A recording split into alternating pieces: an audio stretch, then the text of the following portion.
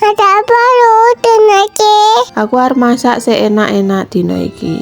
Tur murah wong ratuku. Pisanan cepake bumbu sasetan sing regane 1000 kae. Bar kuwi cemplungi cabe kering. Kunir karo kencur ya dicemplungke, diulek ngantek lembut.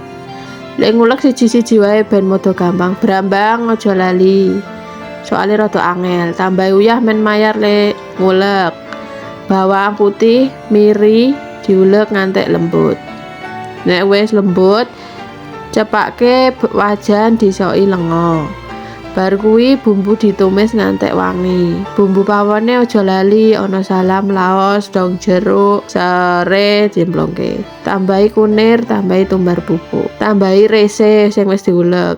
Terus tambahi banyu sak siwur. Bumbune aja lali penyedap ro gula. Nek wis tempe dirajang. Cemplungke digodhog sithik. Bar kuwi jantut sing wis digodhog dicemplungke diudak-udak.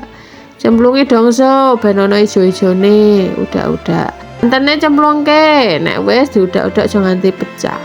Terus nek wis umop pateni, jangan jantut siap disantap.